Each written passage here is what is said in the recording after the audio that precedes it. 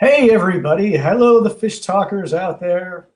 I'm Chris Charbonneau, the associate publisher of Fish Talk magazine, and next to me is our angler-in-chief, Mr. Lenny Rudow.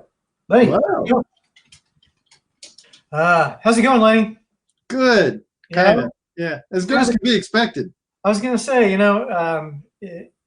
it's kind of a crappy day, and I don't know about you. I haven't. You were saying earlier you had to go check on your boat a few times. I've been running to the boat every couple of hours to check it out, and I've had to adjust lines. It's The pretty big water is ridiculous. pretty big tide out there. Yeah, totally, totally. And I think we've got flood warnings until tomorrow. So, Yeah. but tomorrow is, Opening day. yeah, it is. And the weather actually looks like it's improving. I think we around here we're predicted to get some rain in the morning, but we'll have to see what happens after.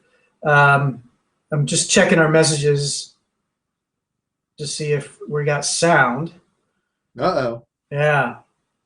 Yeah. Okay. We got sound. Okay. Good. Just thanks, everybody. Thanks for letting us know.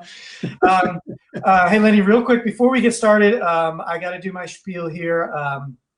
First of all, everybody, thanks again for tuning in. These have gotten really popular, and we're glad to be doing them. They're a lot of fun. And we're glad you are able to join us. Now, of course, I'm here to tell you we can't do any of this if it's not for our sponsors. So today we've got Boat US and really Towboat US and Eastern Marine as our sponsors today. And it's really not a coincidence that these guys are sponsoring us today, considering our topic. And Lenny, tell us why. Well, the bottom line is very few of us have been, say, trailering our boats or running our boats. And I'm afraid that a lot of folks could kind of have a disastrous opening day. If you haven't pulled your boat in a while, if you haven't run your boat in a while, the first thing you got to worry about is it going to run, Now, hopefully everyone started their boats up, but, it's been a really wacky, bizarre spring. So the first thing I wanted to say, and call this tip number one, make sure you got your towboat insurance paid up, because if you go out there and you break down, you're going to be in a lurch, and the authorities are not going to want to have anything to do with it for a regular old breakdown. You're going to be calling a towboat, and you're going to want to have that insurance in place, because if you don't, it is very expensive. Now, I also want to say, trailers are the other big thing here. I'd say raise your hand if you've trailered your boat in the last couple of weeks, but of course, we can't see everybody's hands. What we can see is everybody's questions. And I want to say, folks, the whole reason we're doing this in a live format as opposed to pre-recording it and recording it and editing it and hopefully preventing me from looking like an idiot is, if we do it live, we can take your questions. So please, if you have any questions as we go through the discussion here today, let's make it a discussion. Not just a rant, and pop them into the comments box, and we'll do our best to answer them. Chris will field them, he'll put them up on screen, and we'll deal with it. Meanwhile, what I particularly wanted to tie in with Eastern Marine was the fact that they are still open for business. They have an internet site, which is very comprehensive on all your trailer parts. They've also got crabbing and fishing gear. And they can either ship you stuff, or they'll take your order and then have it at the store and hold it for you for pickup. So if you go and discover you got a blown wheel bearing tomorrow, that's going to be your source to get that fixed. All right, Chris, let's move to the next rockfish slide here. And this is a really big one, folks. This is for you trollers, okay? Oh, shucks, it's kind of tough to tell with this picture. If you can't see it, folks, there's a planer board being pulled from this boat right behind. Yeah, you can just see it just to the left of Heather there. This is we shot this. This was last year on the ebb tide, and you may have a boat that only controls, say, 6 lines. You may only have 6 rods. Whatever. You still want planer boards, and this is an important tip. I don't know the whys. I'm not a scientist. I can't tell you if it's getting the lure away from the boat. I can't tell you if the planer boards make some little gurgling noise that attracts the fish. I got no clue. But the bottom line is, if you troll with and without planer boards long enough, you're going to notice you catch more fish on the planer board lines during the spring trophy season.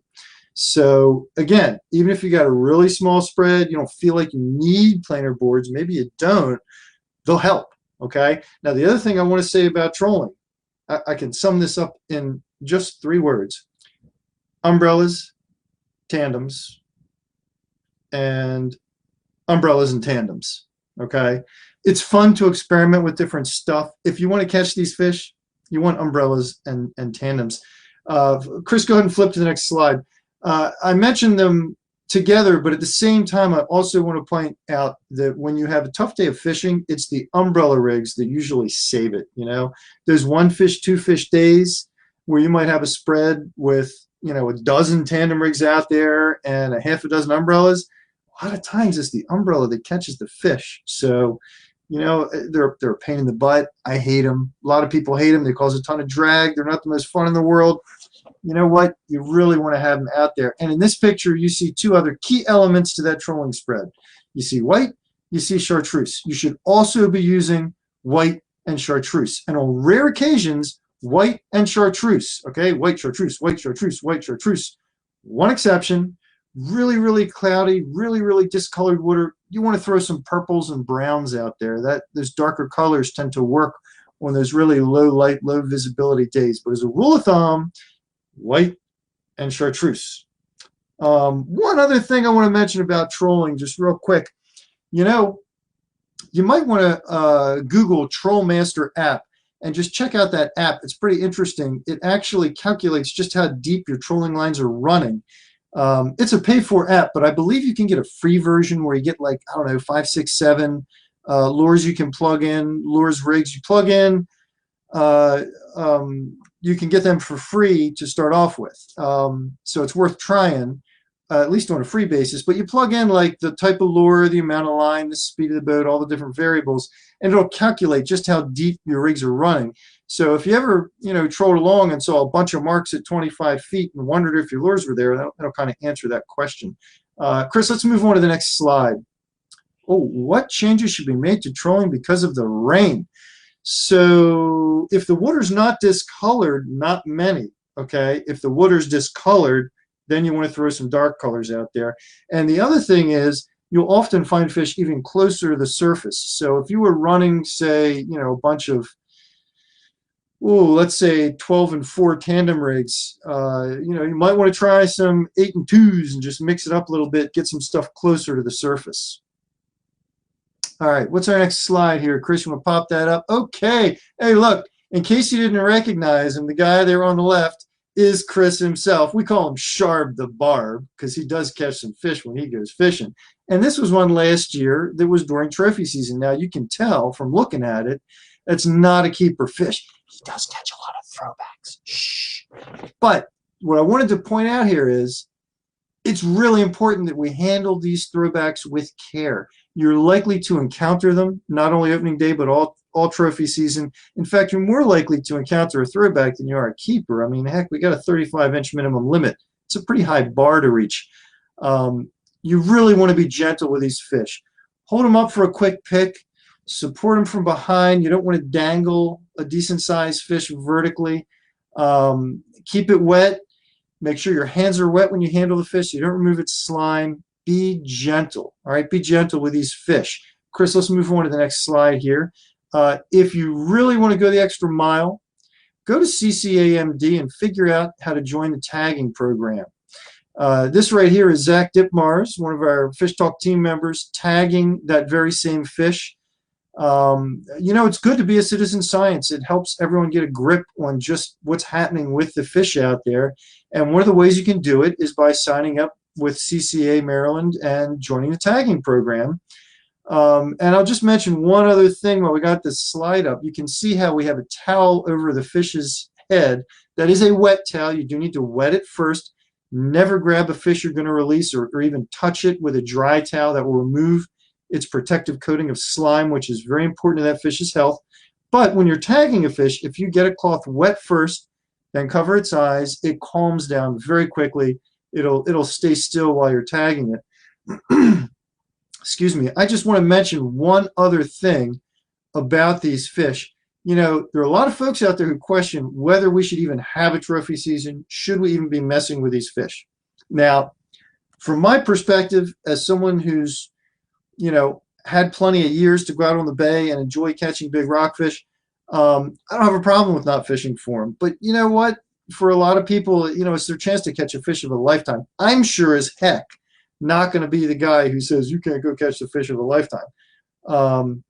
You know, what I would say is, as long as it's legal, you know, no one really has any standing to tell you what you should or shouldn't do. But for those of us who've been out there fishing for a while, I suggest you maybe just consider, just think about, is it a good idea to maybe limit yourself to one fish a season instead of one fish a day? That's the commitment I've made personally. I do get excited for rockfish after all these years. I get excited for opening day. If I catch a fish, do I want to take it home? Yeah, I do. And they're not as good to eat as the small ones, but a big one still is pretty darn tasty fish. And, you know, I think if everybody kept one fish per season as opposed to one fish per day, we probably have a much smaller impact on the population. It'd probably be a good thing. And I'm not saying you have to keep a fish. Last year, I did not keep a trophy striper. The year before that, I kept one that I split with a good friend who was fishing with me. You know, it's your decision to make, but it's a decision that should be thought about. All right, Chris, let's pop in the next slide here. Let's get to the next one. And let's talk a little bit about light tackle fishing, because there are a lot of folks out there who aren't real thrilled to do the trolling thing. Maybe they want to go light tackle. What you see here, it's hard to see in the picture, but dangling from the tip of that rod there, that's a jig with a bass assassin on it. And he caught that honking nice rockfish on jig during the trophy season. It's not easy to do. I want to say that first.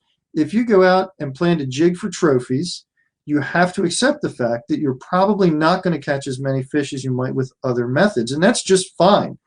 You know, I still like to do it, but just recognize that. Now, how can you make it happen? Well, first off, don't go out there into open water where everybody's trolling and just start slinging a jig. You're going to get a very tired arm, and that's probably about it. What you need to do is you need to focus on some very specific spots where you can find these big fish at very specific times. What I'm talking about is sunrise, sunset, and the very peak of a high tide, particularly on a cloudy day, not so much on a real sunny, bright day. But these are times when these big fish will move shallow to feed. Now, if you can locate a point that projects out into an area that has a good tidal flow, so the current smacks into an underwater point, okay? 2, 3, 4, 5, 6 feet of water is all I'm talking about when I say shallows. The big fish will move in there to feed for those brief periods of time. That's your best shot at getting them. Daybreak, sunset, cloudy day with a really high tide. Those are the times you want to attempt that. You can sometimes find them on ledges in deep water. You'll do a lot of prospecting to do a little bit of catching in that regard. As far as trophies go, you may want to encounter smaller fish. Let's move on to the next slide, Chris, because there's another light tackle way you can get these fish. I love this picture. This is an older picture. That's my niece on my dad's boat, and that was a opening day fish, and boy, was that a thrill for her to catch that.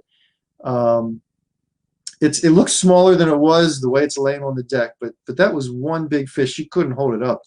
And that fish was caught chumming.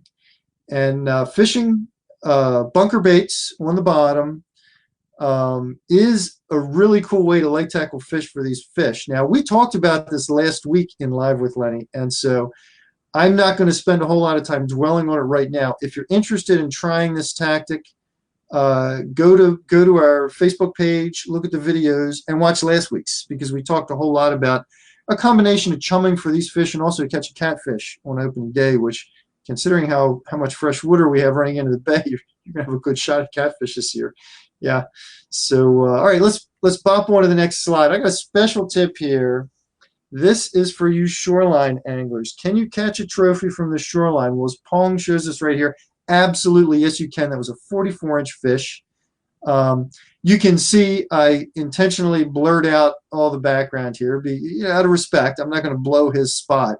And it's quite an accomplishment for him to catch a 44-inch fish from the shoreline. I mean, that's a serious fish.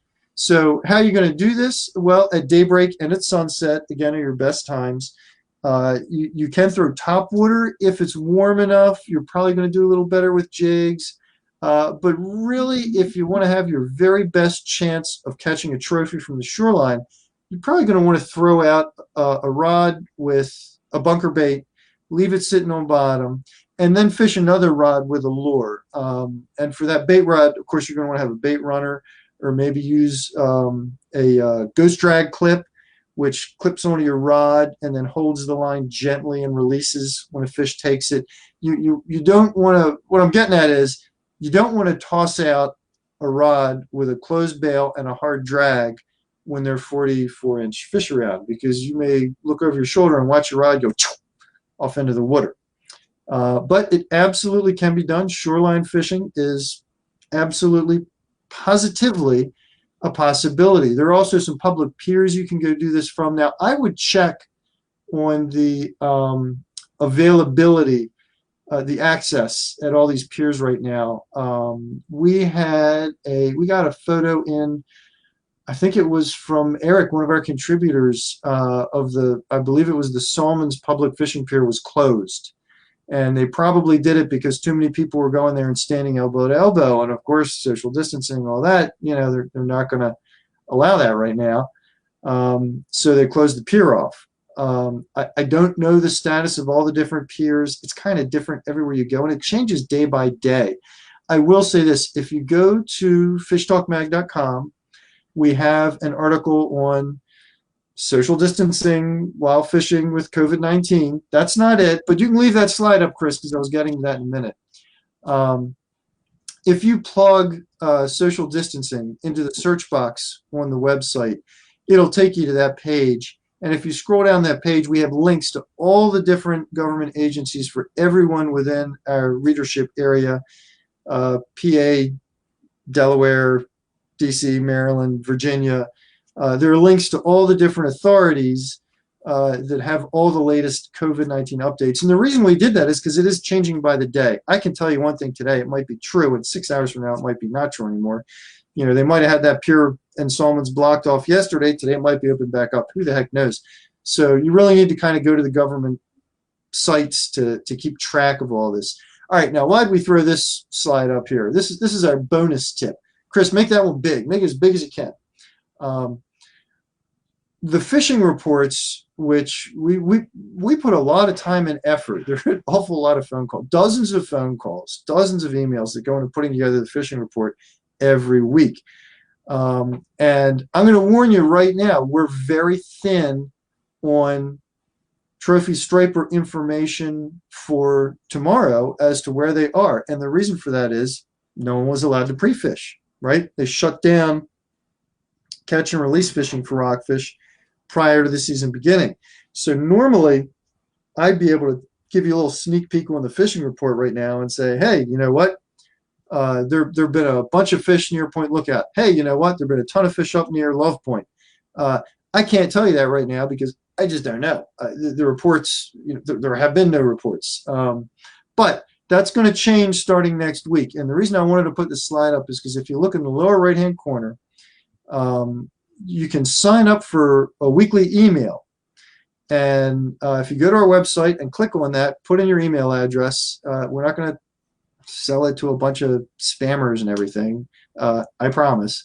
But what we'll do is we put you on a list where when the new report comes out every week, you get an email with a link in it, and you can go right to the section of the report that you like, Middle Bay, Upper Bay, Lower Bay, the coastal, freshwater, whatever. And it's just a reminder that it's coming, and it keeps you in the loop. As of next week, I am very confident we'll have a whole lot more information to share with you on where those fish are. Now, as for right now, we had that earlier question about the rain. Everything is running high right now. The rivers were already high. The other day I ran up the south to look for catfish, and by the time I got to the Route 2 bridge, it was a mud puddle. By the time I got to the Riva Road bridge, it was a double thick mud puddle. It was really pretty icky, and I'm sure it had just begun clearing out when all this rain came. So, you know, I got to say, if I was going to go out trolling for rockfish, I think I'd probably run south. I think I'd probably try and get kind of as far from all the runoff as I possibly could. Might not be a bad game plan.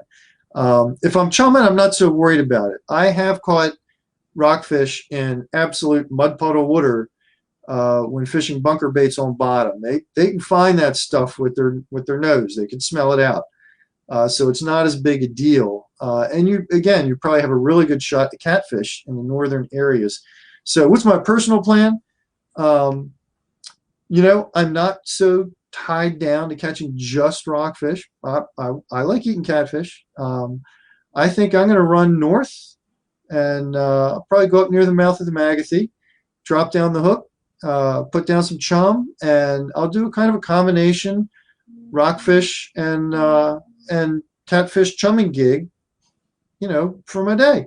And I'll be perfectly happy if I go home with some catfish, and I'll be more happy if I catch a big rockfish. Hey, Lenny, we got a question from Anthony. Oh, what do we got here? What kind of depth? So Anthony, as a general rule of thumb, during the spring season, you're going to catch the vast majority of your fish in the top 20, 25 feet of the water column. Your tandem rigs and your umbrellas generally don't need weight or don't need a bunch of weight. You know, you want to cover that, say, from 5 feet down to 25 feet. And that's really where you're almost always going to catch the bulk of your fish. Now, I'm going to give you a caveat, okay? And this is an important caveat. There will be days when you troll, and you can't catch a dang fish, and you'll see them on the meter, and you won't understand why. On those days, often it's deep rods to catch the fish. And what you want to do is don't run those off your troller, off your planer boards. Run those off your boat rods, okay? Have at least 2 running out of the transom of the boat. You know, 4 is better, but, you know, we're all limited in how many we can run. Weight those down. Put those down 30, 35 feet and let them run deep.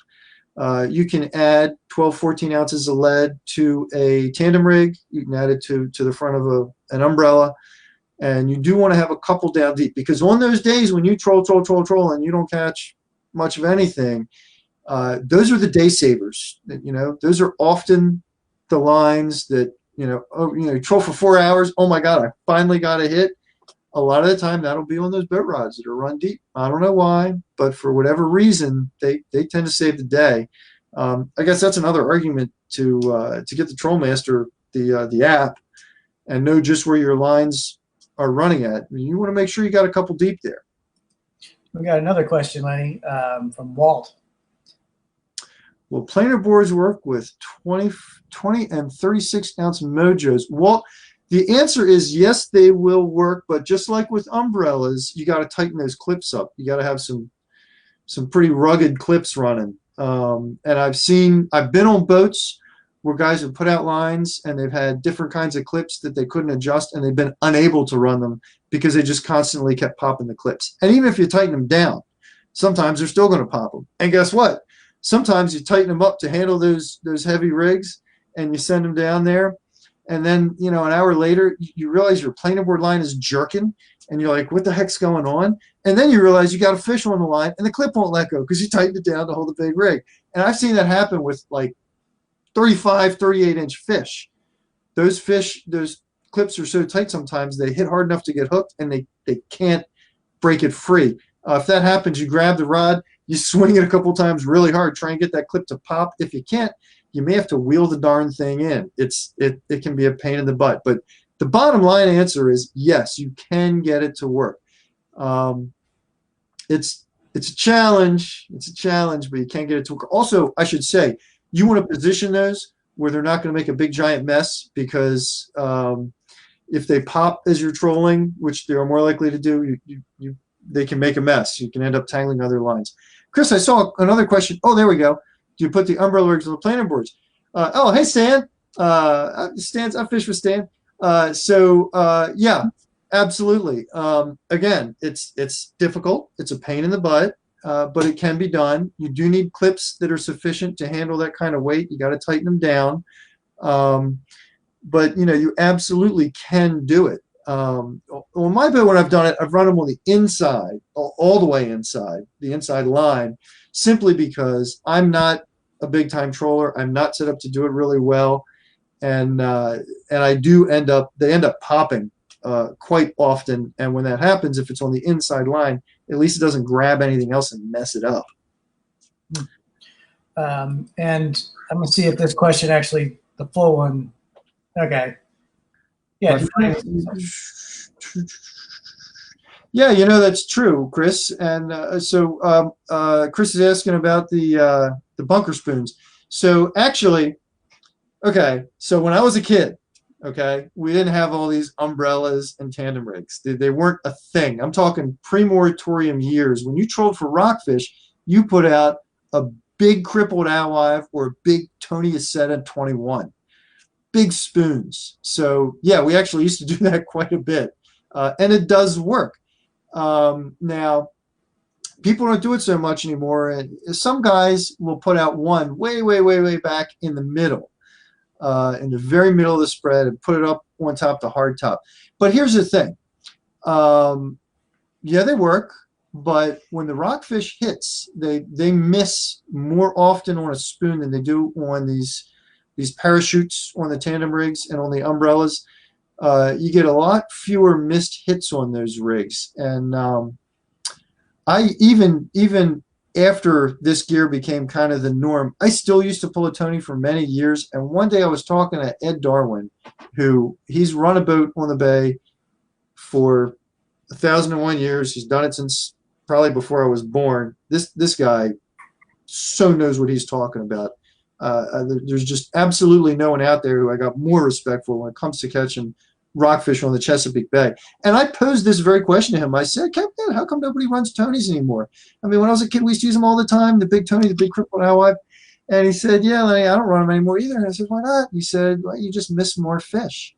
You get the hits, but you miss more fish. And in the long run, he felt that you caught more fish with these other rigs. And I'm not going to argue with that guy. So actually, some years ago, I stopped pulling them too. Yeah. And any more questions on there? We got one from Bill, and I think Bill's going to try and take advantage of opening day to go out in his sailboat. So he's asking, though, what's the minimum setup to troll from a sailboat? First off, Bill, I love the interest. Yeah, man. Pull that rod from your sailboat. Heck yeah. So when you say minimum setup, I'm not sure if you're talking about the size of the gear or the number of rods. I mean, the number of rods is very simple. One is the minimum, right? More is better. If you're talking about the weight class of the gear, 30-pound gear is minimal for trolling for these fish, and I would even say undergunned. You really want like 40-pound class gear, and most people are going to spool that with 50 or 60-pound braid. You want pretty heavy stuff, particularly if you're going to pull an umbrella rig. That's a lot of tension on the line. You need a rod with a stiff tip. It's got to be really 40-pound class is going to kind of be your minimum there, and then you're going to want to run 80-pound leader is not out of line going from your braid main line to your umbrella rig. 35-inch minimum fish, that's a big fish. You got the potential to hook into a 45, 48, even a 50-inch fish. So you want to have pretty heavy stuff out there. You don't want to be doing light tackle. Now, when you're doing the chumming thing, you can use much lighter tackle much more effectively. I use 7 pound. I use 17-pound gear for that, and it works out great. But that's a very different kind of fishing. It's a very different kind of a fight, and it's a very different kind of a rig. For what we're talking about here with the trolling, I'm going to say 40-pound class minimum, and you want that 50, 60-pound braid on there with that heavier leader at least. Awesome. How are we looking on questions, Chris? Do we have any more on there? That's about it. But I liked Bill's questions. I think that I know where he's coming from. I know you do as one of those sail guys. Yeah. Yes, it's true, people. Sharp the Barb is a sailor. Don't let him hear the end of it. No, if anybody has any questions, feel free to pop them up. Otherwise, we can probably look at the weather again to say, hey, is it going to be nice? Saturday looks to be a nice day, and Sunday's a big question mark again. But it looks to be, it might not be first thing in the morning tomorrow to get out there, but I think it might clear up for the day. We've got a couple more questions. Vince has a question here. Have you ever tried a diving planer with a hose? I got to say, Vince, I have not. Now, a hose is not a traditional spring fishery lure. I'm not saying it won't work. I'm just saying it's not, historically something that you normally would pull in a spring spread. They sure as heck work at other times of the year. But I have not. That's a very interesting thought. Now, as far as the diving planer goes, you could put a planer on just about anything. You'd want to run probably a number 2 or 3 to get it down to where the fish are. A 1 wouldn't really quite cut it. That's not going to get you deep enough. They really don't go very far down at all. But a 2 or 3, that's a very interesting thought. I'm going to tell you something, Vince. If you try that, please shoot me an email and let me know what happened. Take a picture of the fish. We'll put you in FishTalk. That's a really interesting thought. And Pitt Dan wants to know about, do you have a recommended trolling speed? Trolling speed. So, oh man, Pitt, you want to start a brawl? Go to a marina where there's a bunch of charter boat captains standing around and ask them what the perfect rockfish trolling speed is. Holy mackerel. Now, everybody will basically agree that it's slow. Somewhere between 2.5 and 3.5 miles an hour is about right.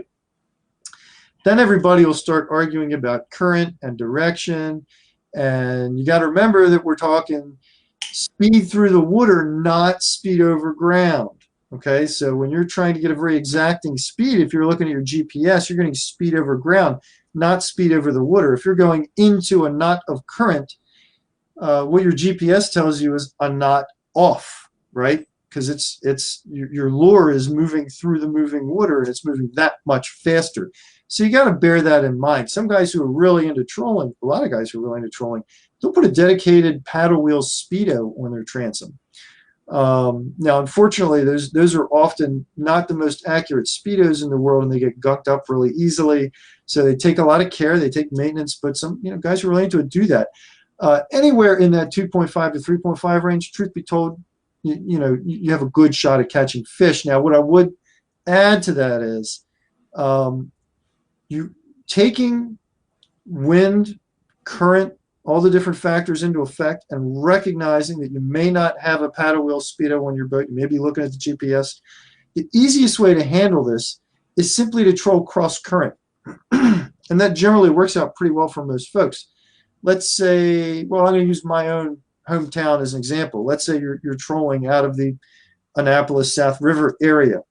If you make a trolling pattern in a triangle from Thomas Point to Bloody Point, back down to, say, Deal, and then back across to Poplar, and then back across to Thomas Point, you're making a kind of, I guess, a pair of triangles there. But my point is, you go east-west, right, back and forth in different directions, you're mostly going to be going across the current. So you don't have to worry too much about how much harder is your lure swimming into the moving current, or how much is slower is it because it's got a tailwind. You don't have to worry about that so much.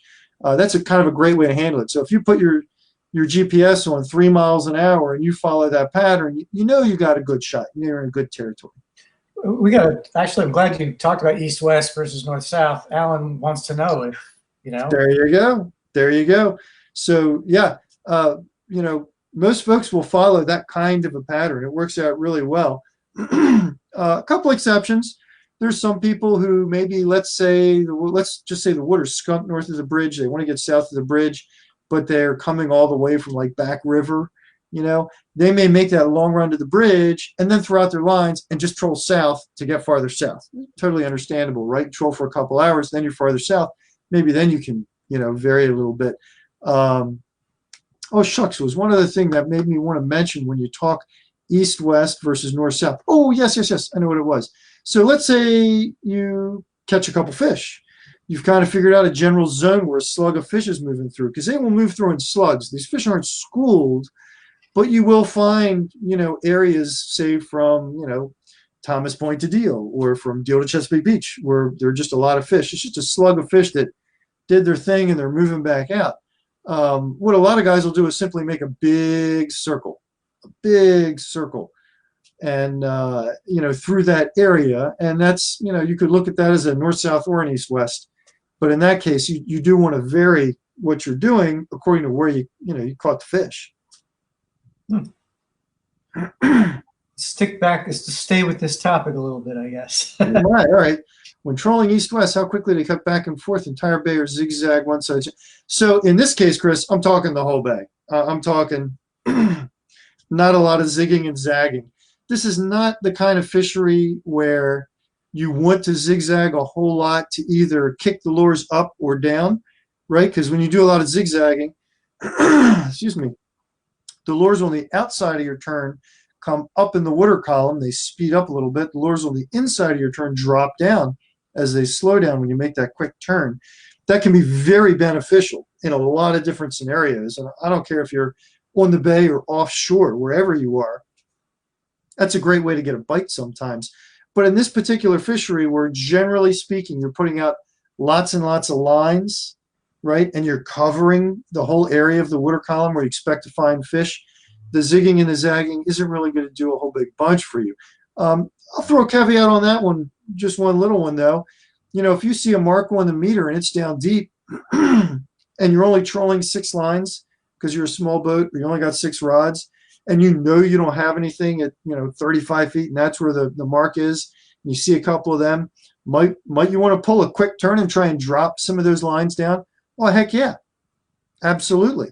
You know, try and match where those fish are. Cool. Grace. Hey, Grace. With March being so warm, do you think most of the trophy fish have already come and gone?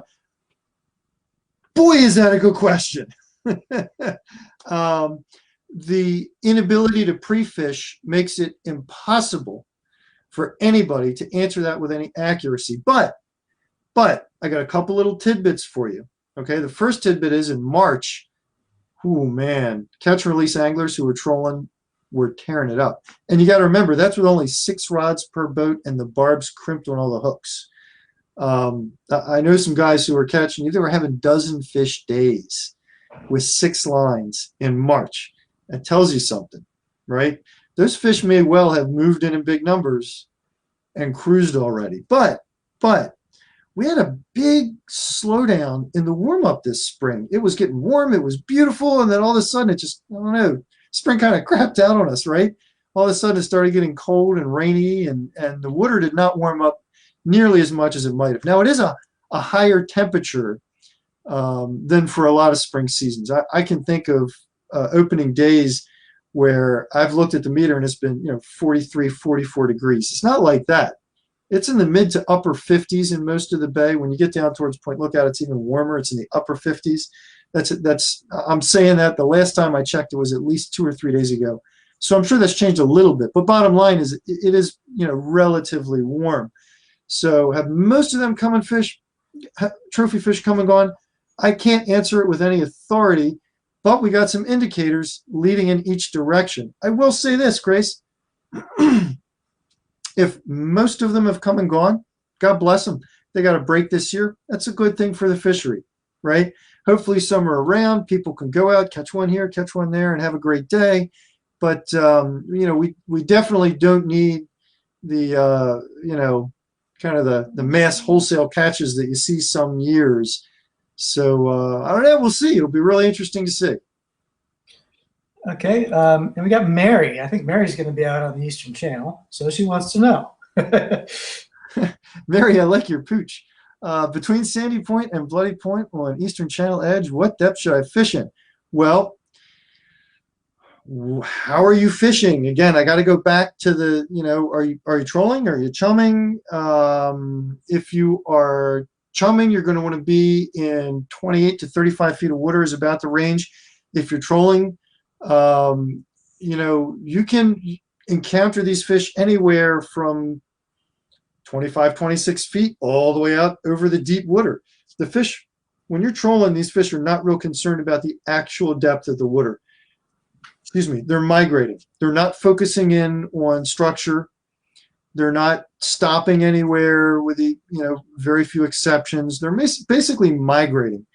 So there's absolutely nothing wrong with launching at Sandy Point, running down until you're in 25, 30 feet of water, set out all those lines, and then troll all the way to Bloody Point, the eastern edge, troll all the way over there into 100+ feet of water, and then, wait till it starts coming up on the edge and then make that turn and troll back the other way and troll across 80, 90, 100 feet of water all the way until you're back in 30 feet of water. Nothing wrong with that. Now, if you start catching fish in 35 feet of water, might you want to make that circle and keep checking in that depth range? Yeah, sure. You do 2 or 3 circles, get another bite, keep on going, But it's highly variable, the depth that you might find these fish in at this time of year. Okay. Mark's got a pretty simple question. Fresh or frozen? Oh, man, Mark. Okay. Fresh is best, and fresh is best. Also, fresh is best, and fresh is best. But frozen will work. There were years before before people even really started fishing with bunker in the springtime. That when the moratorium opened, nobody did it. Everybody trolled, and there were years where you could not get it fresh. Now, since then, that's changed. Several places carry it fresh. I know. Excuse me. Anglers usually has it fresh, and I usually run up there and grab it. I'm not entirely sure if all the recent circumstances have put a hitch in the bait supply. I haven't heard that, so hopefully you can still get it fresh. Fresh is best. Now, that said, frozen absolutely does work. It really does. And if I can't find it fresh, I'll be happy to try frozen. But if I can find it fresh, am I going to buy frozen too? Yeah, no. Awesome. Joe wants to know about the Pocomoke River. Yeah, there is a spawn in the Pocomoke River. Now, there's no legal striper action in the Pocomoke Sound at this time because that's Virginia water. Virginia's not opening up until May 15th. Then they'll have a slot fish fishery. It will not be a trophy fishery. Okay, so when they're up in this trophy fish size range, you're not going to be able to keep them anyway. The river itself absolutely has a spawn. Yeah. But it's not really applicable to this particular fishery we're talking about today. No doubt in my mind that come May 5th, I'm not sure if it's May 15th or May 16th. It's mid-May it opens up. You can check the VMRC website for the exact regs, but when the Virginia waters open up, I'm sure that would be a great area to try. Cool. There's a lot of Chris's on this. Yeah, we're rolling on the questions. Bring them on, Chris. Bring them on. One more from Christopher. If you want to field that one. Oh, yeah. So, no, I wouldn't go directly to the braid with the trolling rigs. I would put in a leader. I'd put in like 80-pound mono. You're going to want it for a couple reasons. The first is if you hand over hand that last little bit to get the fish into the net, you don't want to grab 50-pound braid with a big fish on the end. That'll good chance of getting a cut that way. The other thing is that the mono is much more abrasion resistant. Now, I'm going to say, I don't know, you may be thinking of an old video that I did years ago talking about other different types of fishing. Could have been relevant to this. I used to do a lot of direct braid to lure connections. The fish don't care. They couldn't care less. They still hit it with abandon. Okay, we're talking about bay fishing here. I wouldn't do it like, for yellowfin tuna when I'm chunking and they're leader shy. But in these type of cases, yeah, I can't account for all the videos I've done through the years, but I may have said it sometime, go ahead and tie the braid directly. Now, about I want to say 6, 7, 8 years ago, I changed on that. My thinking evolved, and the reason is because I kept hearing people say that the mono was more abrasion resistant, and I never heard anyone or talked to anybody who had proof of this. This was just what people kind of said. Oh, I heard that, and I don't like to go on that stuff. I like to talk about what I know, not what I surmise when it comes to particular fishing tactics. So I did a test. We did it at Island Tackle Outfitters. We took a dozen different kinds of line in different sizes. We took mono, we took braid, we took an old grappling anchor, and we took the braid and rubbed it against the anchor 3 times. And then we took the mono, rubbed it against the anchor 3 times. We did this with maybe a half a dozen different pound tests, several different line manufacturers. And after doing the 3 rubs, we tested the line on a scale. And it was very interesting. What I learned was I was wrong. There really was something to this abrasion resistance thing. And monofilament absolutely, positively is more abrasion resistant than braid. How much more abrasion resistant it is actually depends on size. And it's the opposite of what you would think. The thicker the braid is, the more of a difference it makes if you go to mono. You take 80-pound braid, right? And you go like this on a grappling anchor, you do it hard enough, you'll actually saw it in half with 3 strokes. You do it with 80-pound mono, you can't hardly nick the stuff, okay? And the reason is because braid's kind of what it sounds like. It's small filaments put together to make one filament. And when it gets abraded, all those little pieces, they just go flying. They can't handle it. Now, if you go down to, I think the smallest we did was 15-pound test. And when you went down to 15-pound test with fewer filaments, right, in the braid, it was very interesting. There was still an advantage to mono, but it was much smaller. It was like a 10 or 15% advantage in the breaking strength after the abrasion test. But when you went up to the 80-pound test, it was literally like hundreds of percents stronger after doing the abrasion. The mono was. So yeah, huge difference. I would put leader on there, and if I said that in the past, I apologize. Time goes on, we learn stuff, things change. I absolutely admit that maybe I put my foot in my mouth with that one. That wouldn't be the first time. No, it would not. It absolutely would not. All right, Chris, I'm a little upset at one thing. Are we going to wrap up here? If you want to, I think there's a couple. What do you got? Well, I'm just a little upset because, I decided to start the Live with Lenny's with a new sound-making device every week.